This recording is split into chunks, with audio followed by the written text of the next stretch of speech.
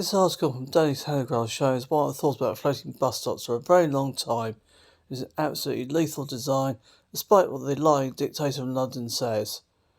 And generally, it's dangerous for the blind, disabled, and guide dogs don't really understand what they are.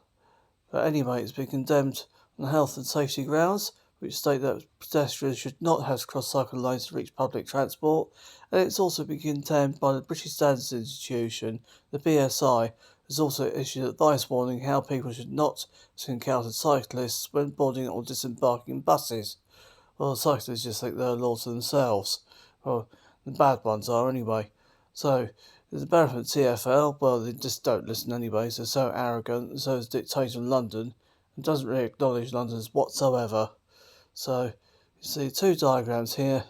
The top diagram shows just how lethal floating bus stops really are, where guide dogs do not understand the difference between the pavement and a cycle lane going to a floating bus stop. They're practically the same level, and in lots of cases there are no dimples or anything to tell the difference between the pavement and the cycle lane. And I think that vehicular traffic should be reserved to the road, not the pavement. So, BSF guidance is from the 2018 report, Design Accessible and Inclusive Environment, states that bus stops should be adjacent to but not obstructing pedestrian routes, and pedestrians should not have to access to and from the bus stop without crossing cycle routes, where these are between the pedestrian route and the vehicle carriageway. In other words, floating bus stops are dangerous. Recommendations document are voluntary rather than mandatory. Well, to be honest, I think they should be compulsory, so it's absolutely dangerous. And it continues. TfL, London Transport Authority, has backed scores of floating bus stops that have been introduced by councils across London. In other words, they're completely arrogant. And due to the Daily Telegraph exposed statistical errors in TfL safety review, in case bus stops are safe and whether they damn well are not. I've even done a video showing that, and others have done that as well. It's also condemned by the Royal National Institute for the Blind. So remember that, and I've seen videos of cyclists nearly killing pedestrians. Anyway, the data of London is accused of using dodgy data. Well, what's new there? And the masterclass deception, also what's new there. So he's just arrogant and cherry picks. But it goes on the bus stop bypass safety review, and mixed types of bus stops that proved elderly and disabled people are not scared of. Well, that's just nonsense. That's a complete nonsense report because people nearly get run over. Let's close. The TfL is beholden to a powerful cycling lobby. Well, they certainly are.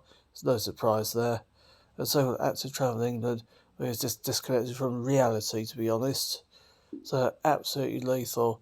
It continues to say that disabled charities has decided the decision was an insult renewed course designed to be scrapped, which I think should be got rid of altogether. But so it's suspended the building of new floating bus stops for pedestrians being injured. Well, there's been several videos to show that they have been hit. And anyway, it goes on the BSA guidance and the AT, Department of Transport. The joint statements are making bus travel accessible for everyone. It's a key priority for this government. Well, I don't think so, to be honest. It continues further down. Following the pause at some floating bus stops in November, and it's ensuring that bus stops are designed for safety and accessibility for all, which I don't think is the case. Funding make existing changes where appropriate. Well, I think it should be that bottom diagram that I spoke earlier.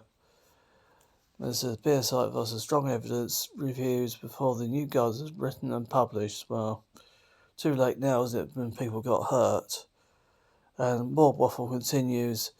TfL's waffle about investment in roads, I don't think so, just anti-car. BSI is absolutely right saying what they said, condemning the floating bus stops is dangerous. And there we are. That's practically the paywall article. I'll find a link in the description. And cheers for watching.